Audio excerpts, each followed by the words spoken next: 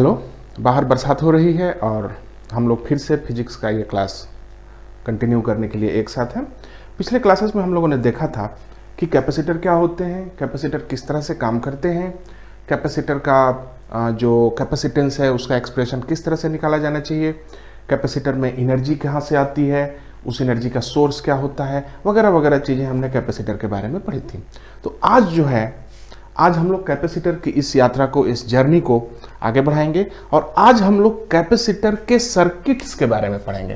Capacitor की circuit यानी जब हम कैपेसिटर को कनेक्ट कर देंगे किसी बैटरी के साथ तो कैपेसिटर क्या व्यवहार करेगा, हम लोग उसके बारे में पढ़ेंगे। सबसे पहले कुछ शॉर्टकट में समझ लेते हैं कि ये बैटरी क्या होती है। इसको सेल कहते हैं, एक सेल। तो ध्यान दीजिए कि सेल क्या होता है। सेल के स्ट्रक्चर को बाद में समझेंगे, जब करंट इलेक्ट्रिसिटी पढ़ेंगे तो उस समय उसके डिटेल को हम लोग देखेंगे। फिलहाल ये आप जान लें कि एक सेल के दो टर्मिनल होते हैं और इन दो टर्मिनल के बीच का पोटेंशियल डिफरेंस भी मेंटेन किया जाता है। मेंटेन का मतलब है कि अगर आप इसको घटाने की कोशिश करेंगे, अगर आप यहां से चार्ज निकालने की कोशिश करेंगे तो ये मेंटेन हो जाएगा, क्योंकि उसके अंदर उसको मेंटेन करने वाले सब्सटेंसेस होते हैं। कहने का मतलब है एक सेल अपने एंड पॉइंट्स के अक्रॉस पोटेंशियल डिफरेंस भी मेंटेन करती है with the help of some chemical reactions. तो जब कोई पोटेंशियल डिफरेंस भी हो तो इस बात को ध्यान दीजिएगा कि जब कोई चार्ज इस छोटे वाले एंड से बड़े वाले एंड पर आता है तो उसको पोटेंशियल डिफरेंस भी से एक्सेलरेशन मिलता है और इसीलिए उसकी एनर्जी हो जाती है Q भी। इसलिए ध्यान दीजिएगा कि जब कोई बैटरी एक चार्ज Q आपको देती है तो एनर्जी देती है, एनर्जी गिवन Q भी। जितना ज्यादा वोल्टेज रहता है बैटरी का उतना ही ज्यादा एनर्जी लेके चार्ज आगे बढ़ता है। फिलहाल हम लोग इतने से काम चला लेंगे। अब इस कैपेसिटर पे गौर कीजिए। एक कैपेसिटर जिसकी कैपेसिटेंस C है, जब हम इसको चार्ज Q देते हैं तो ये चार्ज यहां पर जाकर जमा हो जाता है और उसके दूसरे वाले प्लेट पर -Q चार्ज जमा हो जाता है। ये बातें हम समझते हैं और इसकी वजह से, इस चार्ज की वजह से इस कैपेसिटर का अक्रॉस वोल्टेज पैदा हो जाता है। वो वोल्टेज Q/C होता है। ये अलग अलग बातें हम लोगों ने सीखी। बैटरी चार्ज देती है तो एनर्जी भी देती है और कैपेसिटर पे चार्ज डालते हैं तो पोटेंशियल डिफरेंस पैदा हो जाता है। समस्या ये है कि जब हम इन दोनों को एक साथ यूज करेंगे, मतलब बैटरी को कैपेसिटर से जोड़ देंगे, तब क्या होगा। तो आइए हम देखें कि जो सर्किट बनती है उसका बेसिक एलिमेंट यही है कि हमने एक कैपेसिटर को एक बैटरी से जोड़ दिया। ध्यान दीजिए, इस बैटरी का पॉजिटिव पॉइंट है, ये निगेटिव पॉइंट है। मान लीजिए कि इस निगेटिव पॉइंट ने Q चार्ज दिया, तो ध्यान दीजिए जब Q चार्ज यहां गया तो यहां पर चार्ज Q जमा हो गया और यहां पे -Q चार्ज जमा हो गया। यानी हम ये कह सकते हैं कि charge given by the cell, charge given by cell is Q। What is charge taken by capacitor? It's Q। Charge taken by capacitor it's Q।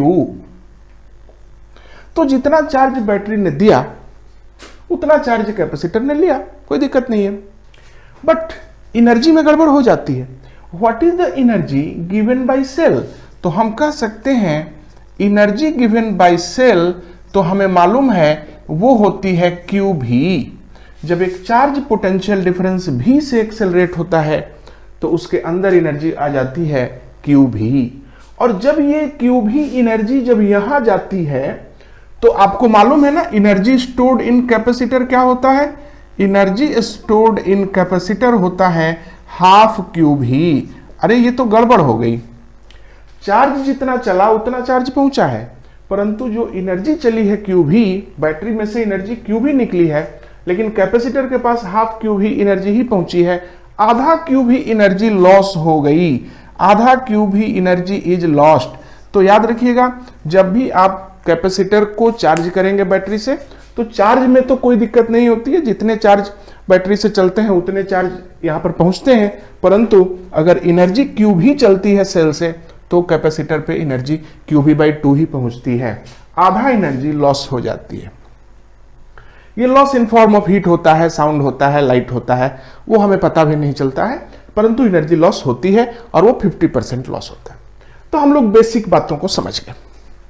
अब आइए हम लोग कैपेसिटर को कनेक्ट करें एक सेल से और देखें कि यहां पर चीजें किस तरह से काम करती हैं। और ध्यान दीजिएगा कि हम लोग एक नियम पढ़ेंगे जिसको हम कहेंगे, उसको आप लूप रूल कह सकते हैं, परंतु मुझे इसके नाम में कोई खास दिलचस्पी नहीं है। सबसे पहली बात आपको ध्यान देना है, जब कैपेसिटर का कोई कॉम्बिनेशन, जैसे मान लीजिए कि इस प्रकार के कैपेसिटर्स हैं, ये कैपेसिटर इस प्रकार के, ये दो कैपेसिटर हैं, हमने इनको एक बैटरी से कनेक्ट किया। आप गौर कीजिएगा, तो जैसे ही आप कनेक्ट करेंगे, ये C1 हो गया, ये C2 हो गया, तो ध्यान दीजिएगा कि इस बैटरी से पोजीशन, इससे एक Q चार्ज निकला, वो Q चार्ज यहां आया, क्योंकि आप देखिए वो यहां आया, तो इसके चलते यहां पर -Q चार्ज आया इस जगह पर। और ध्यान दीजिएगा, ये वाली प्लेट और ये वाली प्लेट, ये दोनों प्लेट आइसोलेटेड प्लेट्स हैं, मतलब ये दोनों प्लेटें कहीं से कनेक्ट ही नहीं है, किसी से कनेक्ट नहीं है, क्योंकि इधर भी हवा है, इधर भी हवा है, तो यहां पे कोई कनेक्शन नहीं है। चूंकि पहले आइसोलेटेड प्लेटों पे चार्ज 0 था, इसलिए बाद में भी चार्ज 0 होगा, इसलिए इस वाली प्लेट पे निश्चित रूप से +Q चार्ज आएगा, ताकि टोटल चार्ज 0 रहे। तो याद रखिएगा, आइसोलेटेड प्लेट सिस्टम पर चार्ज 0 रखिएगा।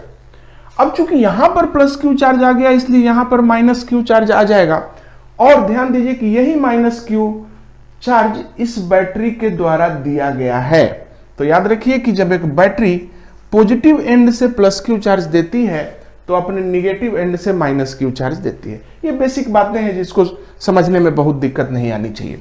उसी प्रकार से चलिए हम लोग एक और सिस्टम ले लेते हैं, थोड़ा सा इसको कॉम्प्लेक्स कर देते हैं, और तब ये हो गया एक सिस्टम, और इस सिस्टम के अंदर हम लोगों ने कनेक्ट कर दिया है एक बैटरी को। आइए देखें कि किस तरह से हम लोग यहां पर चीजों को बना सकते हैं। आपको थोड़ा भी नहीं घबराना है, सिर्फ सोचना है। ये रहा C1, ये रहा C2, ये रहा C3, ये रहा V।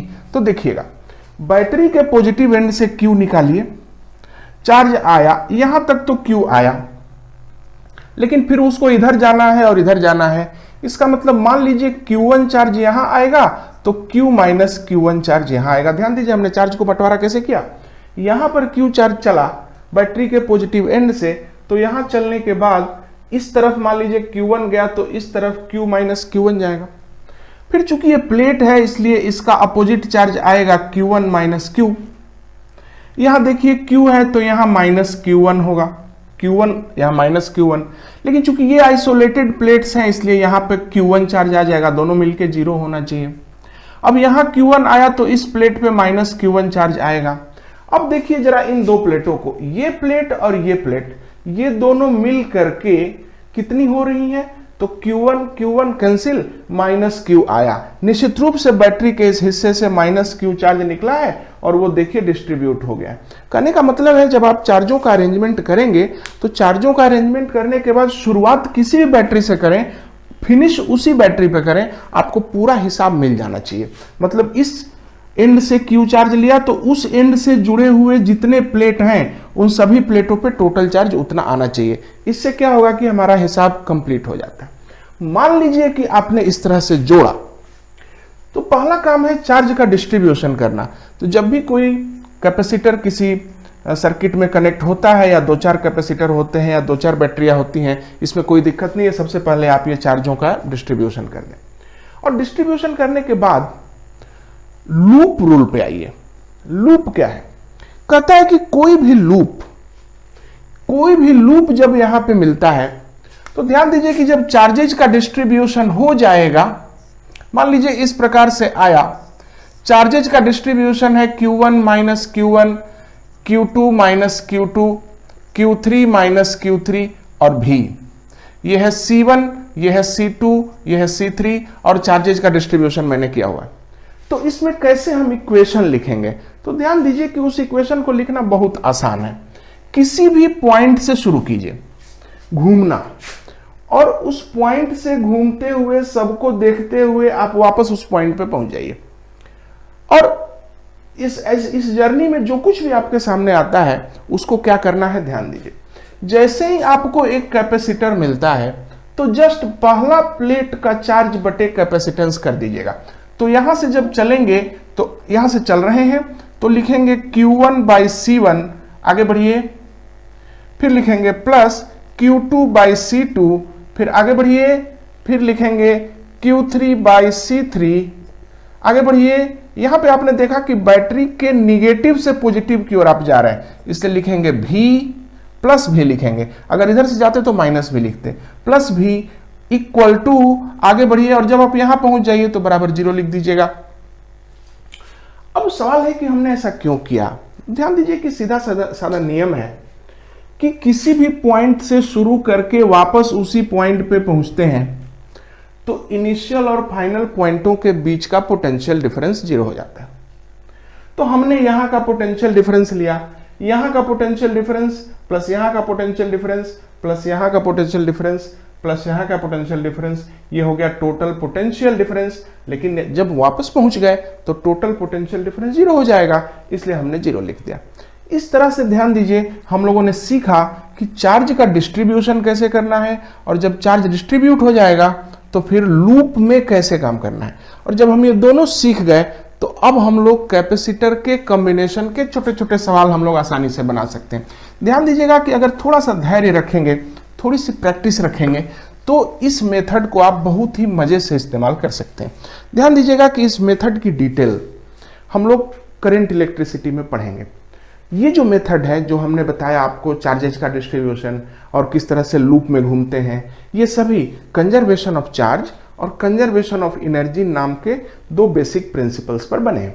मैं उसके बारे में बहुत तवज्जो नहीं दे रहा क्योंकि वो किस चीज पर बेस्ड है उससे बहुत ज्यादा मतलब नहीं है। फिलहाल हमें देखना है कि किस प्रकार से हम इन सर्किटों को एनालाइज कर सकें। तो चलिए हम लोग एक सवाल ले लेते हैं। यहां रहा 2 फराड का एक कैपेसिटर, यहां रहा 4 फराड का एक कैपेसिटर, और यहां रहा 6 फराड का एक कैपेसिटर। और ध्यान दीजिएगा कि इस जगह पर एक बैटरी है 10 वोल्ट की और इस जगह एक बैटरी है 20 वोल्ट की।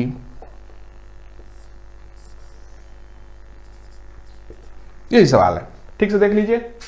2 फराड कैपेसिटर को जब आप लिखते हैं तो इस तरह से लिखते हैं, ये कैपेसिटर का सिंबल है। तो 2 फराड का एक कैपेसिटर, 4 फराड का एक कैपेसिटर, 6 फराड का एक कैपेसिटर और 2 बैटरियां कनेक्ट हैं। तो आपसे मेरा ये कहना है कि आप हर प्लेट पर जितना चार्ज स्टोर है बताइए और जितनी एनर्जी स्टोर है बताइए, मतलब सब कुछ बताइए, सीधी सी बात है। तो चलिए हम लोग चार्जेज का बंटवारा शुरू करते हैं। बहुत ही आसान काम है। ध्यान दीजिए कि 50 बैटरियां हो, इससे कोई मतलब नहीं है, आपको एक ही बैटरी पे ध्यान देना है, बाकी बैटरियों को भूल जाइए। तो इस बैटरी से हमने शुरुआत की, यहां से चार्ज Q लिया, निश्चित रूप से यहां पर -Q चार्ज निकल गया, ये जांच करेंगे बाद में, पहले यहां से आगे बढ़ते हैं। ये Q हो गया और निश्चित रूप से Q यहां आया, ये वाला चार्ज यहां आया, तो निश्चित रूप से यहां पे -Q चार्ज आएगा। अब यहां पे -Q चार्ज आया। अब इस वाली प्लेट पे हमें चार्ज पता नहीं है। मान लीजिए कि यहां पर चार्ज Q1 है, मानने में कोई दिक्कत नहीं है। अगर यहां पे चार्ज Q1 है तो ध्यान दीजिए कि ये प्लेट और ये प्लेट, ये तीनों तो आपस में अलग है प्लेटें, इसलिए इनका टोटल चार्ज 0 ही होना चाहिए, वो सिर्फ रिडिस्ट्रीब्यूट करेगा। तो ये और ये मिल करके 0 होना चाहिए, इसलिए यहां पे चार्ज होगा Q - Q1। देख लीजिए, इसको और इसको जोड़ दीजिए तो 0 होना चाहिए, हो गया। अब इस वाले प्लेट पे चार्ज हो जाएगा Q1 - Q और इस वाले पे हो जाएगा -Q1। अब ठीक से चेक कीजिए, इस प्लेट और इस प्लेट को, यहां से -Q चार्ज अगर चला होता तो इधर -Q1 गया है और इधर Q1 - Q गया है। अगर इन दोनों को देखें तो आपको ये -Q मिलता है, इसीलिए जांच हो गई कि हाँ हमने चार्जेज के अरेंजमेंट सही रखे। एक बात और समझ लीजिए, कितने वेरिएबल्स की जरूरत पड़ती है, जितने लूप है ना अलग अलग, उतने वेरिएबल्स लगते हैं। तो चूंकि यहां 2 लूप हैं इसलिए आपको 2 वेरिएबल देने पड़ेंगे। मैंने Q लिया और Q1 भी ले लिया, बिना Q1 के काम नहीं चलेगा। तो एक सामान्य अंडरस्टैंडिंग बना लीजिए कि क्वेश्चन के अंदर जितने लूप हैं आपको उतने वेरिएबल लग जाएंगे। अगर इसमें एक और लूप होता तो Q, Q1, Q2 इन तीनों की जरूरत पड़ जाती। एनीवे, तो हमने चार्जेज का अरेंजमेंट कर दिया है। अब हम इक्वेशंस को लिखने जा रहे हैं। तो एक लूप है, दूसरा लूप है। ध्यान दीजिए कि दोनों लूपों के सिलेक्शन का जो प्रोसेस है वो एक सामान्य अंडरस्टैंडिंग है कि जो दोनों लूप हैं वो आपस में इंडिपेंडेंट होने चाहिए। मतलब लूप को आप खेत समझ लीजिए, हमारा खेत है, उसके बगल में आपका खेत है, उसके बगल किसी और का खेत है, तो ये सारे खेत अलग अलग होने चाहिए। ऐसा नहीं होना चाहिए कि भाई ये वाली जमीन मेरे खेत में भी आ गई है, आपके खेत में भी आ गई है, इस प्रकार का नहीं होना चाहिए। तो आप मान के चलिए कि कोई भी कॉमन एरिया लूप्स में नहीं होना चाहिए। ऐसा करेंगे तो आगे जाके किसी मुसीबत में नहीं फंसेंगे। चलिए हम लोग इस सवाल को बनाते हैं। एक लूप लीजिए, सबसे पहला लूप लिया हमने और किसी भी पॉइंट से चालू कीजिए और एक चक्कर घूम के यहां पे आ जाइए। तो आइए लिखते हैं। तो जब यहां से चले तो पहला प्लेट क्या मिला, Q/2, Q/2। फिर आगे बढ़िए तो यहां पर पहला प्लेट क्या मिला, Q1/6। फिर आगे बढ़ते हैं तो यहां पर बैटरी मिली, तो +20 लिखना पड़ेगा क्योंकि बैटरी में निगेटिव से पॉजिटिव की ओर गए हैं, तो हमें को गेन हुआ है, इसलिए लिखेंगे +20 बराबर, अब तो वापस पहुंच गए सो हमने 0 लिख दिया। इसको जरा ठीक कर लीजिए, ये हो गया आपका, इसको जरा ठीक अगर हम कर लें तो इसको हम लोग 6 से अगर मल्टीप्लाई कर दें तो हो जाएगा 3Q + Q1 + 120 बराबर 0। इसलिए हम लिख सकते हैं 3Q + Q1 बराबर -120। ये पहला इक्वेशन हो गया। क्योंकि 2 इक्वेशन चाहिए, 2 वेरिएबल है, 2 इक्वेशन लगेंगे। अब इस वाले में भी वही काम कीजिए, फिर इस कोने से चालू करके घूम करके वापस इस कोने पर पहुंच जाइए। लिखिए, इसका इक्वेशन होगा, यहां से चालू होइए, उधर चलिए। जब उधर जाएंगे तो सबसे पहला प्लेट मिला Q - Q1/4।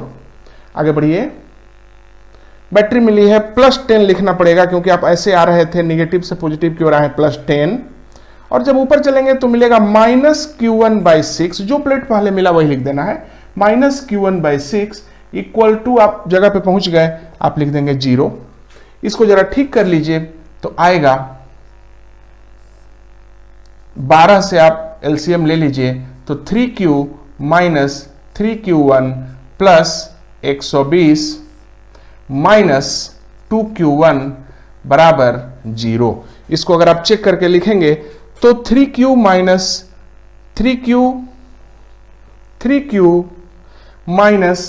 5Q1 equal to -120। ये दूसरा इक्वेशन रहा। तो इस तरह से हम देख रहे हैं कि हमने एक इक्वेशन लिया, एक दूसरा भी इक्वेशन लिया, और दूसरे इक्वेशन को कैलकुलेशन एक बार देख लीजिएगा क्योंकि ये तो मैं लाइव कर रहा हूं एक तरह से, तो कैलकुलेशन को आप एक बार अपने से चेक कर लीजिए। आपके पास 2 इक्वेशन बने। 2 इक्वेशन बनने के बाद आप कह सकते हैं कि भाई आप माइनस घटा दीजिए, तो कट गया, +5Q1 और +Q1 6Q1 इक्वल टू +120 -120 0, यानी Q1 बराबर 0 आया, यानी यहां पर कोई चार्ज नहीं है। ध्यान दीजिए, आगे बढ़ते हैं। Q1 0 आया, Q कितना आया, तो Q के लिए आप किसी भी इक्वेशन पे लिख दीजिए 3Q + Q1 इक्वल टू -120 है, तो 3Q इक्वल टू -120 है, तो Q बराबर -40 कूलम है। यानी कि इस प्लेट पर है -40 कूलम, इस प्लेट पर है +40 कूलम, और यहां पे Q - Q1 है। Q कितना है, -40, तो ये है फिर से -40, ये है +40, ये है 0 0 करके आपने बना दिया। तो इस तरह से आपने देखा कि हर प्लेट पर कितना चार्ज है आप निकाल चुके हैं। जब हर प्लेट पर चार्ज आप निकाल चुके हैं तो हम लोगों ने इस इक्वेशन की मदद से सवालों को बनाना सीखा है। जब आप हर प्लेट पर चार्ज निकाल चुके हैं तो ध्यान दीजिए, मान लीजिए इस प्लेट के बारे में मैं बात कर रहा हूं, जरा इस प्लेट के क्रॉस पोटेंशियल डिफरेंस बताइए। तो पोटेंशियल डिफरेंस बहुत आसान है, कोई भी चार्ज ले लीजिए, बाई कैपेसिटेंस कर दीजिए, तो ये है 40 कूलम बाई 2 फराड, यहां पे 20 वोल्ट का पोटेंशियल डिफरेंस आ रहा है। बहुत ही आसान है, 20 वोल्ट का पोटेंशियल डिफरेंस। मान लीजिए आपसे पूछता हूं कि इस वाले कैपेसिटर की एनर्जी कितनी है, तो इसकी एनर्जी Q² बाई 2C है। Q आपको मालूम है 40 बाई 2 इंटू C4, तो आप इसको काट देंगे, 10 आएगा, 2 से काट देंगे 20 आएगा, 200 जूल एनर्जी आई। तो चूंकि चार्ज हर प्लेट पर मालूम हो गया है, इसलिए हम बता सकते हैं कि कितना पोटेंशियल किस कैपेसिटर पर है, कितनी एनर्जी किस कैपेसिटर पर है। इस तरह से इस मेथड में कंफ्यूजन की कोई गुंजाइश नहीं है, खाली थोड़ा सा सावधानी रखनी पड़ेगी, कैलकुलेशन वगैरह को चेक करके रखना पड़ेगा। ध्यान दीजिएगा, लूप जितने होंगे उतने वेरिएबल होंगे, उतने ही इक्वेशन बनेंगे, और तब आप उनको सोल्व कर लेंगे। मैक्सिमम 3 लूप तक आते हैं सामान्यतः, उससे ज्यादा लूप्स नहीं पूछे जाते। तो इस तरह से हम लोगों ने ये देखा कि एक कैपेसिटर जब कनेक्ट होता है किसी सर्किट के अंदर, तो एनर्जी का बंटवारा कैसे होता है, हम लोग चार्ज को कैसे बांटें, हम लोग लूपों में कैसे फिट करें। और जब ये चीजें हम सीख गए, तो आइए अब हम सिंपल चीजों को करके बना के और आगे बढ़ेंगे, कोशिश करेंगे। चलिए अब हम कैपेसिटर के कॉम्बिनेशन के बारे में पढ़ें। असल में कैपेसिटर्स के कॉम्बिनेशन, हालांकि कैपेसिटर कैसे भी कंबाइन हो सकते हैं, परंतु ओरिजिनली 2 ही प्रकार के कैपेसिटर के कॉम्बिनेशंस हैं। एक है सीरीज कॉम्बिनेशन और एक है पैरेलल कॉम्बिनेशन। ध्यान दीजिएगा, कॉम्बिनेशन ऑफ कैपेसिटर 2 प्रकार के हैं, एक सीरीज और एक पैरेलल। गौर कीजिएगा कि जितने भी कॉम्प्लेक्स कॉम्बिनेशंस हैं वो इन्हीं से मिलके बनते हैं, परंतु ये बात जरूरी है कि ये आप मत मान लीजिएगा कि दुनिया का हर कॉम्बिनेशन इन दोनों में टूट जाएगा, ऐसी कोई गारंटी नहीं है। बट बेसिकली 2 प्रकार के कैपेसिटर हैं। जरूरी नहीं कि आप ये सीरीज पैरेलल वाला चक्कर करके हमेशा सवाल बना लेंगे। अंतिम उपाय वही मेथड है जो मैंने आपको पहले बताया, तो ध्यान दीजिएगा। तो सीरीज और पैरेलल पे हम लोग आइए गौर करते हैं। सीरीज कॉम्बिनेशन पे आ जाइए। अगर हम लोग देखें जरा सा कि सीरीज कॉम्बिनेशन क्या होता है, तो हम देखेंगे कि सीरीज कॉम्बिनेशन का मतलब प्लेटें यूं कनेक्ट हैं, इस तरह से कनेक्ट हैं प्लेटें, कि प्लेटें इस प्रकार से कनेक्ट हैं, यह है C1, यह है C2, यह है C3, कि ये दोनों इस प्रकार से कनेक्ट हैं कि उनका एक प्लेट डायरेक्ट कनेक्ट है और दूसरा प्लेट बैटरी के थ्रू कनेक्ट है। अगर ऐसा हो रहा है, एक प्लेट डायरेक्ट कनेक्ट, दूसरा प्लेट बैटरी के थ्रू घूमकर कनेक्ट होगा, तो इसको हम सीरीज कॉम्बिनेशन बोल सकते हैं। जैसे कि यहां पर आप एग्जांपल देख रहे हैं, इसको सीरीज कॉम्बिनेशन बोलते हैं। सीरीज में है, आपने दिवाली में सीरीज बल्ब जलते देखे होंगे, वो एक लाइन में होते हैं, ऐसे ही जुड़ते चले जाते हैं। ये भी है मान लीजिए। चलिए अब हम लोग सीरीज कॉम्बिनेशन को एनालाइज करते हैं। जब हम इसको एनालाइज करेंगे तो बहुत ही आसान है। अब देखिए, चूंकि आप मेथड सीख गए, यहां से आप चार्ज Q निकालिए, यहां से जाहिर है कि -Q निकलेगा। इसको जांच के लिए रिजर्व रख लीजिए। यहां से Q चार्ज आया तो निश्चित रूप से यहां पे Q चार्ज आएगा, यहां -Q आएगा।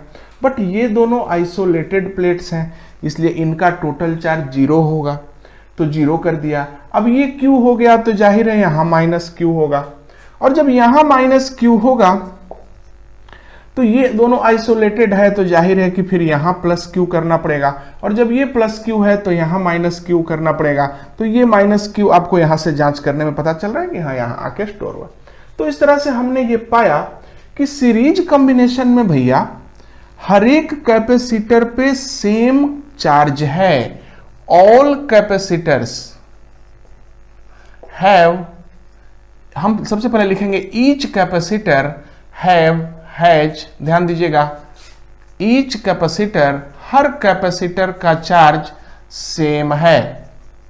गौर कीजिएगा, हर कैपेसिटर पे चार्ज Q है और सब पे मिला के भी Q है।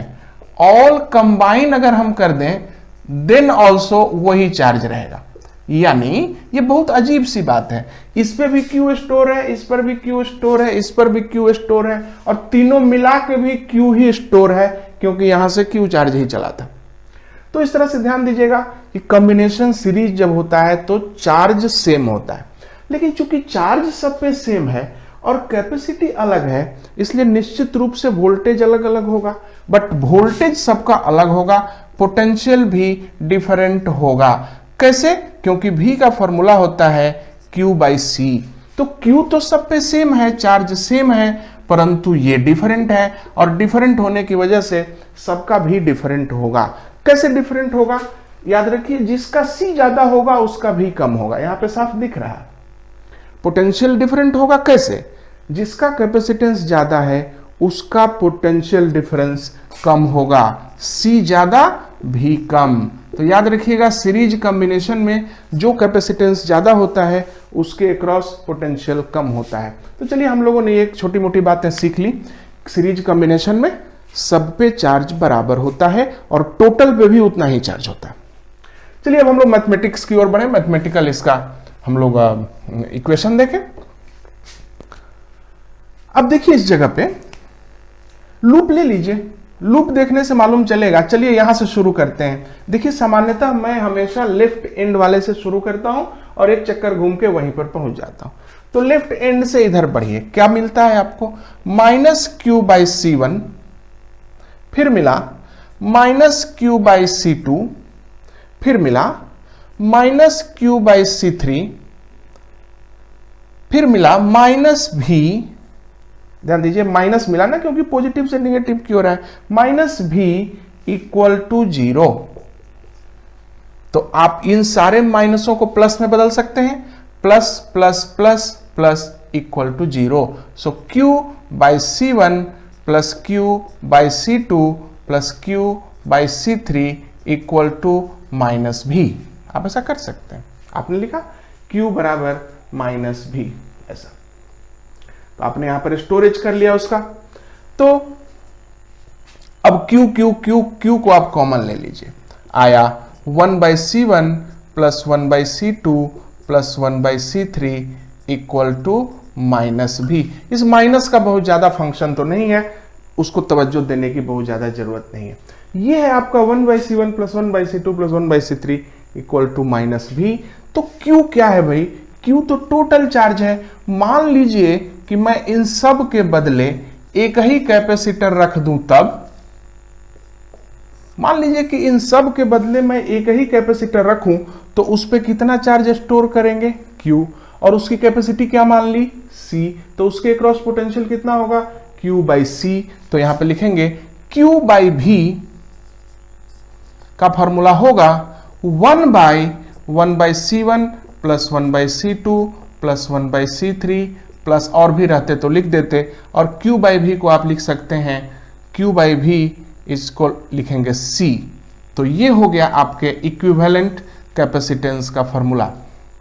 तो याद रखिएगा कि सीरीज कॉम्बिनेशन में इक्विवेलेंट कैपेसिटेंस का फॉर्मूला होता है 1 by C one plus 1 by C two plus 1 by C three. Series में आइए, सीरीज में कैपेसिटेंस होता है 1 by C one plus 1 by C two plus 1 by C three plus dot dot dot dot.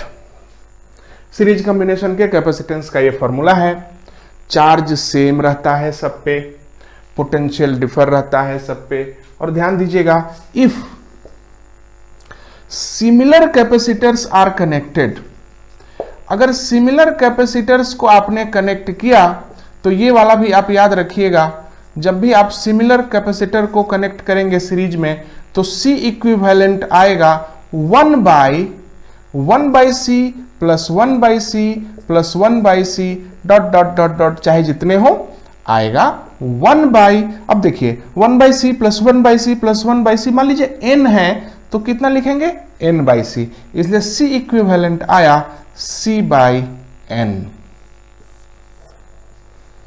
Capacitance by n, यानी अगर आपसे कोई कहेगा कि भाई 6 फराड के 3 कैपेसिटर सीरीज में कनेक्ट हैं, तो 6 फराड के 3 कैपेसिटर अगर आप सीरीज में कनेक्ट कर देंगे तो टोटल कैपेसिटेंस कितना हुआ? तो कैपेसिटेंस हुआ 6/3। एक का capacitor by capacitance by number of capacitors, ये 2 फराड हुआ। असल में ये तीनों जुट के 2 फराड ही बने, मतलब सीरीज में और कैपेसिटेंस कम हो जाता है। तो याद रखिएगा, सीरीज जब कैपेसिटेंस करेंगे तो कैपेसिटेंस कम हो जाता है। जब कुछ कैपेसिटर्स को आप सीरीज में जोड़ेंगे तो सीरीज का टोटल कैपेसिटेंस उन कैपेसिटर्स में जो सबसे कम होता है वो उससे भी कम हो जाता है। तो इस तरह से हमने सीरीज कॉम्बिनेशन के बेसिक फंडामेंटल को सीखा। ये एक्सप्रेशन जो है इंपॉर्टेंट है आपके लिए, इस एक्सप्रेशन पे गौर कीजिएगा, और जब आप इस एक्सप्रेशन को लिख लेंगे, सीख लेंगे, तो आप आगे क्वेश्चन बना सकते हैं। जैसे हम लोग एक सवाल इस पे अभी उठाएंगे। किस प्रकार के सवाल आ सकते हैं सीरीज में?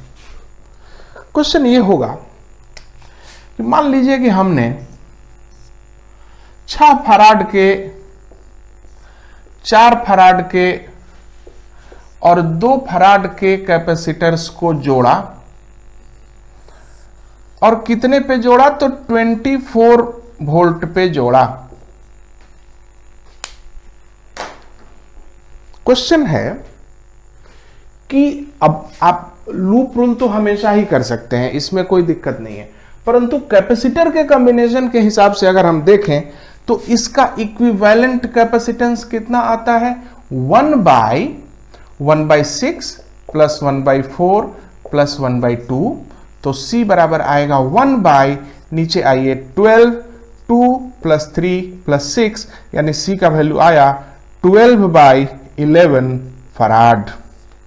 ये तीनों मिल करके हैं 12/11 फराड। अब आइए कैपेसिटर को देखिए, ये तीनों मिलके इतना फराड हुए। अब बैटरी को क्या दिखता है? बैटरी तो तीनों को देखती है। बैटरी को ऐसा लगता है कि ओहो कुल मिला के 12/11 फराड ही है मेरे पास, तो बैटरी कितना चार्ज देगी? चार्ज गिवन बाय सेल क्या होगा? तो चार्ज गिवन बाय सेल होगा C भी, कितना भी है? 24, और कितना C है? 12/11। देख लीजिए, C का वैल्यू है 12/11 फराड, 24 वोल्ट का इसका बैटरी है। तो फिर आपका जो चार्ज बराबर C भी होगा वो इतना होगा। आप इसको कैलकुलेट कर लीजिएगा, 12 इंटू 12 आ जाएगा 12, 12 चौके 48, 4 और 12 दूनी 24 और 4 28, 288/11 कूलम चार्ज ये सप्लाई करता है। कितना चार्ज दे रहा है? 288/11।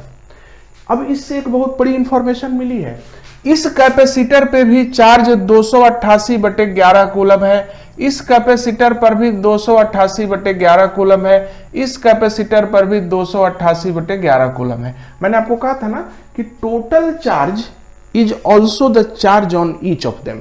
तो टोटल चार्ज निकालने के बाद इन सबों पे भी सेम चार्ज है। अब जब सब पे आपको चार्ज मालूम हो गया तो आप वोल्टेज निकाल सकते हैं। मान लीजिए आपसे हमने कहा कि जरा ये 4 वाले पे वोल्टेज बताइए, तो वोल्टेज एट 4 फराड कितना होगा? वोल्टेज का फॉर्मूला होता है चार्ज बाई कैपेसिटेंस। चार्ज आपने 288/11 रखा है और इसके कैपेसिटेंस से आप भाग लगा देंगे, तो आप भाग लगा देंगे तो कट जाएगा, ये आएगा 72/11 वोल्ट। उसी तरह से यहां पर निकाल लीजिए, यहां पर भी निकाल लीजिए, तीनों वोल्टेज निकाल लीजिए, तीनों वोल्टेज को जोड़ेंगे तो आपको 24 वोल्ट मिल जाएगा। आप करके देख लीजिएगा। मान लीजिए मैं आपसे कहता हूं कि भाई जरा इस वाले की एनर्जी बताइएगा, तो कितनी एनर्जी है इस बेचारे की? तो एनर्जी तो यहां पे आपने चार्ज दे रखा है। जब चार्ज आपने दे रखा है और कैपेसिटेंस मालूम है तो आपको Q²/2C करने से कौन रोक रहा है? एनर्जी तो आप कहीं से भी निकाल सकते हैं, तो Q² कर दीजिएगा 288/11, 288/11 डिवाइडेड 2 गुने 6, ये इतना जूल में निकलेगा। इस तरह से आप बता सकते हैं कि एक कैपेसिटर कितनी एनर्जी रखता है, कितना वोल्टेज रखता है, और पूरी तरह से हमने सीरीज कॉम्बिनेशन वाले को सोल्व किया। तो सीरीज कॉम्बिनेशन का जो फॉर्मूला है वो है C equal to 1/1/C1 plus 1/C2। याद रखिएगा 2 बार 1 करना है आपको। दो बार 1 बाई करना, 1/(1/C1 + 1/C2 + 1/C3 करेंगे तब आपको इक्विवेलेंट कैपेसिटेंस मिलेगा। और अगर 4-5 कैपेसिटर एक जैसे कनेक्ट हो सीरीज में तो इक्विवेलेंट कैपेसिटेंस होगा C/N। अगर 10-10 फराड के 5 कैपेसिटर सीरीज में हो तो उसका इक्विवेलेंट हो जाएगा 2 फराड। कॉपी पे आपने लिखा है, कॉपी देखिएगा, आपको चीजें ठीक से पता चलेंगी।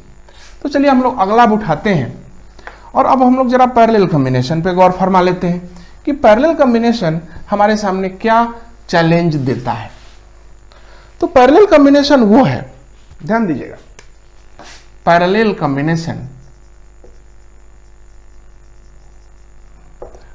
कॉम्बिनेशन ऑफ द कैपेसिटर्स जो है उसमें सभी कैपेसिटर्स के दोनों प्लेट आपस में कनेक्ट होते हैं।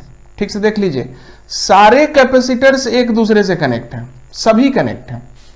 सीरीज वाले में ऐसा नहीं था, सीरीज वाले में एक कैपेसिटर एक से कनेक्ट था इधर साइड में, एक इधर से कनेक्ट था, लेकिन यहां तीनों कैपेसिटर्स का एक एक प्लेट यहां कनेक्ट है और दूसरा प्लेट सेट यहां कनेक्ट है, और फिर इस कॉम्बिनेशन को हमने बैटरी से जोड़ रखा है। इसको कहेंगे पैरेलल। तो अगर इसको हम C1 मान लें, इसको C2 मान लें, इसको C3 मान लें, इसको भी मान लें, चलिए हम लोग सवाल को पूरा करते हैं। तो चूंकि यहां पे कैपेसिटर, अब मैंने आपको बताया है जब स्टैंडर्ड रूल ही जानते हैं आपकी लूप में कैसे काम करते हैं, तो फिर आपको इसको बहुत ज्यादा देखने की जरूरत भी नहीं है। चलिए हम लोग इस यहां से चार्ज निकालते हैं Q, यहां पे पहुंचा Q, लेकिन यहां Q कैसे पहुंचेगा, यहां तो 3 है, 1 2 3। तो ध्यान दीजिए कि आप इसको तोड़ सकते हैं। मान लीजिए यहां पे Q1 गया, यहां Q2 गया, यहां Q3 गया, तो यहां हो जाएगा -Q1, यहां हो जाएगा -Q2, यहां हो जाएगा -Q3। मिला लीजिए, अगर यहां से Q चार्ज निकल के Q1 Q2 Q3 में बट गया तो फिर -Q1 -Q2 Q3 मिलके यहां से गए होंगे, वो कितने होंगे, जाहिर है भाई -Q ही होंगे, ये तीनों जोड़ के। इस तरह से हमारा हिसाब मिल गया। अब यहां पे गौर कीजिए, कोई खास बड़ी बात तो नहीं है। यहां पर कौन डिवाइड हुआ है, गौर कीजिएगा, चार्ज डिवाइड हुआ है। और सीरीज में कौन डिवाइड होता है, पोटेंशियल डिवाइड होता है। तो यहां पे चार्ज डिवाइड होता है, तो क्या आप लिख सकते हैं Q बराबर Q1 + Q2 + Q3। ये तो बहुत बेसिक चीज है, लिखने में कोई दिक्कत नहीं आनी चाहिए। तो Q इक्वल टू, अच्छा Q1 को आप क्या लिख सकते हैं, Q1 पे ध्यान दीजिएगा, ये कहां कनेक्ट है, ये तो सीधे सीधे ये तो बैटरी भी पे ही कनेक्ट है। Q1 भी V पे कनेक्ट है, Q2 भी V पे कनेक्ट है, Q3 भी V पे ही कनेक्ट है। इसलिए आप Q1 को लिख सकते हैं C1 भी, Q2 को भी लिखिए C2 भी, Q3 को भी लिखिए C3 भी। पैरेलल कॉम्बिनेशन में all capacitors are connected to same voltage, all capacitors are connected to same voltage, सभी सेम वोल्टेज पर ही कनेक्ट होते हैं। इसलिए याद रखिएगा, पैरेलल कॉम्बिनेशन में सबका भी सेम होता है, लेकिन सबका कैपेसिटेंस तो डिफरेंट है, और इसीलिए Q बराबर C भी फॉर्मूले में देखिएगा तो V सेम है और C डिफरेंट है, इसलिए Q भी डिफरेंट होगा। यानी कि पैरेलल कॉम्बिनेशन में वोल्टेज सेम होता है परंतु चार्ज स्टोर्ड डिफरेंट होता है, और सीरीज कॉम्बिनेशन में चार्ज स्टोर्ड सब पे सेम होता है परंतु वोल्टेज सब पे डिफरेंट होता है। ये सीधी सीधी बात है। और यहां पे ध्यान दीजिए, चार्ज डिफरेंट है और वो चार्ज ज्यादा है जहां पे C ज्यादा है, क्योंकि यहां पे डायरेक्टली प्रोपोर्शनल है। गौर कीजिएगा, मैं फिर से एक बार बता रहा हूं, सीरीज कॉम्बिनेशन में वोल्टेज डिफरेंट था और वोल्टेज उस कैपेसिटर पे ज्यादा था जिसकी कैपेसिटी कम थी। यहां पे सबका वोल्टेज सेम है, सबका चार्ज अलग है। चार्ज उस कैपेसिटर पे ज्यादा है जिसका कैपेसिटेंस ज्यादा है। दोनों में बेसिक फर्क है। तो आप इसको लिख सकते हैं C1 + C2 + C3 × V, ये V टोटल। अब आप जब V को यहां लाएंगे तो ये Q/V बन जाएगा। अब ध्यान दीजिए कि ये Q/V क्या है। मान लीजिए कि इस पूरे के बदले में मैं एक ही कैपेसिटर रखता हूं C नाम का, मान लीजिए इन तीनों के बदले अगर एक ही कैपेसिटर रखता हूं C, तो वो कितने वोल्टेज से कनेक्ट होगा, V से, उस पर कितना चार्ज जाएगा, Q, इसलिए Q बाई C को आप क्या लिख सकते हैं, V, Q बाई V को आप क्या लिख सकते हैं, C, तो C बराबर हो जाएगा C1 plus C2 plus C3 dot dot. आप देख लीजिए ये जो फॉर्मूला है डायरेक्ट, ये पैरेलल कॉम्बिनेशन का फॉर्मूला है। तो आप 10th वाले से अगर कंपेयर करेंगे रेसिस्टेंस वाले फॉर्मूले से जो आपने 10th क्लास में पढ़ा था, तो यहाँ आप उल्टा पाएंगे। पैरेलल कॉम्बिनेशन में सम है, ध्यान दीजिएगा, पैरेलल कॉम्बिनेशन में सम ऑफ कैपेसिटेंसेस है, लेकिन सीरीज कॉम्बिनेशन में सम ऑफ रेसिप्रोकल कैपेसिटेंसेस होता है, और उसको जोड़ के भी आपको फाइनल कैपेसिटेंस का रेसिप्रोकल ही मिलता है। तो फॉर्मूला खैर उस भाषा के प्रवाह पे कोई जाने की जरूरत नहीं है, यहाँ मैथमेटिक्स चल रहा है, लैंग्वेज की परीक्षा नहीं हो रही है। तो C बराबर C1 plus C2 plus C3 ये पैरेलल कॉम्बिनेशन का फॉर्मूला है। तो ध्यान दीजिएगा कि अगर बहुत सारे कैपेसिटेंस एक ही जैसे कनेक्ट हो जाए तो बहुत सारे कैपेसिटेंस अगर एक ही जैसे कनेक्ट हो जाए तो उनका कैपेसिटेंस बनेगा C plus C plus C plus C dot dot dot N हो, तो C इक्विवेलेंट बराबर NC, और सीरीज में क्या था, C बाई N था। तो याद रखिएगा सीरीज में कनेक्ट करते समय क्या करना है और पैरेलल में कनेक्ट करते समय क्या करना है। अब हम लोग पैरेलल कॉम्बिनेशन को एक बेसिक तौर पे पढ़ चुके हैं, अब हम लोग एक सवाल ले लेते हैं।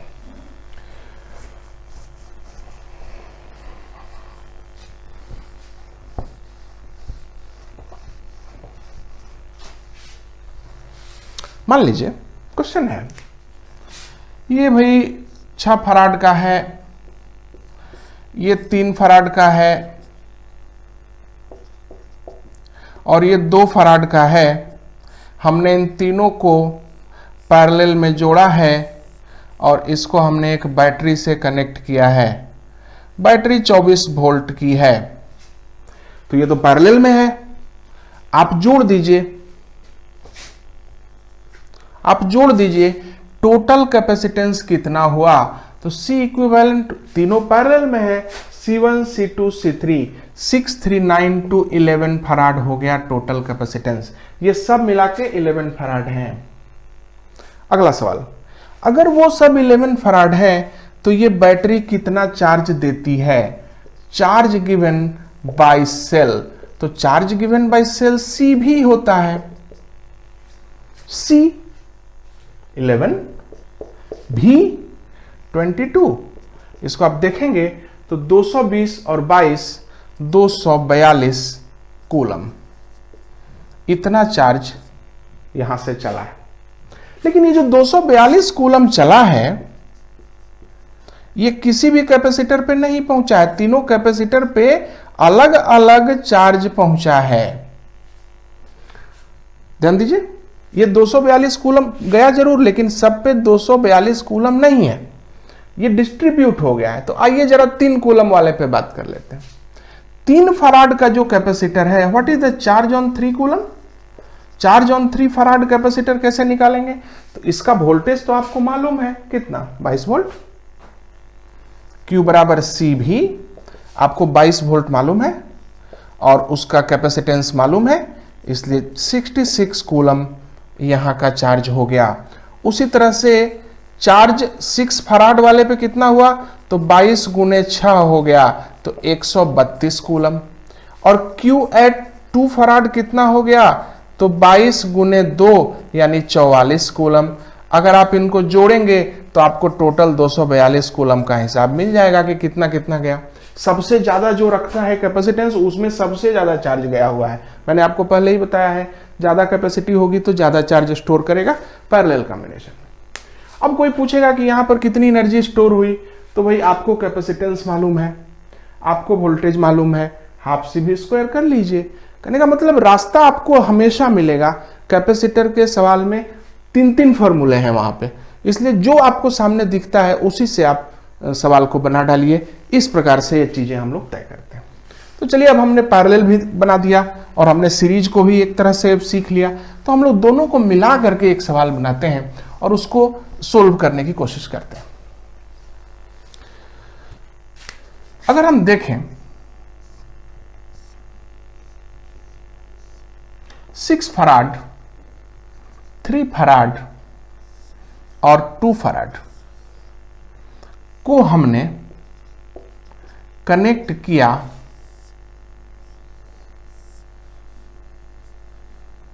12 वोल्ट की एक बैटरी से। अब बताइए कि ये सोल्व कीजिए, बात खत्म है, सब कुछ बनाइए। चलिए इक्विवेलेंट कैपेसिटेंस लिखते हैं। इक्विवेलेंट कैपेसिटेंस में हमें पता लगा कि 6 और 3 जो है वो सीरीज में है, तो हम लिखेंगे 6 सीरीज 3, 6 और 3 सीरीज में है और उनके साथ दोनों के साथ 2 पैरेलल में है, तो पैरेलल 2। ठीक है, देखिए मैं कैसे लिख रहा हूं इसको, आप भी वैसे लिख सकते हैं। 6 सीरीज 3 के कॉम्बिनेशन के साथ 2 पैरेलल में है। अब आप इसको सोल्व कीजिए, तो 6 सीरीज 3 कैसे लिखेंगे? 6 सीरीज 3, सीरीज का क्या फॉर्मूला होता है? 1/1/6 प्लस 1/3 पैरेलल 2। इसको सोल्व कर रहे हैं, अभी वो ऐसे ही लिखा हुआ है। तो C इक्विवेलेंट आएगा, इसको अगर आप सोल्व करेंगे तो नीचे 6 होगा, 1 + 2 पैरेलल 2, तो C इक्विवेलेंट आएगा 6/3 पैरेलल 2, यानी C इक्विवेलेंट आएगा 2 पैरेलल 2, यानी कि 4 फराड। ये पूरा 4 फराड हुआ। ये इस ब्रांच में 2 फराड हुआ और इस ब्रांच में भी 2 फराड हुआ, तो दोनों मिलके 4 फराड बन गए। तो टोटल कैपेसिटेंस हो गया 4 फराड। हम लोगों ने इसको डिराइव कर लिया। मिटा दूं मैं इसको। जब टोटल 4 फराड है तो इस बैटरी को लगता है कि इसके साथ 4 फराड कनेक्ट है, तो बैटरी कितना चार्ज देगी? तो charge given by the battery equal to C भी होगा। तो पूरे का 4 फराड है इनटू वोल्टेज 12, यानी 48 कूलम चार्ज ये बैटरी देगी।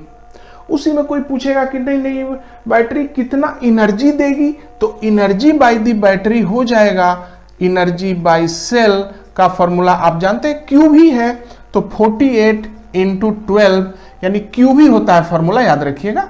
तो क्यू भी हो गया 12 × 8 = 9, 12 × 4 = 48 और 9 = 57, इतना जूल, 576 जूल एनर्जी और 48 कूलम चार्ज बैटरी ने दिया।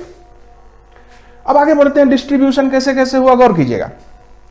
ये 48 कूलम इधर गया, 48 कूलम चार्ज इधर गया। अब ये चार्ज इधर जाएगा और इधर जाएगा, कैसे जाएगा इस पे हम लोग को गौर करना है।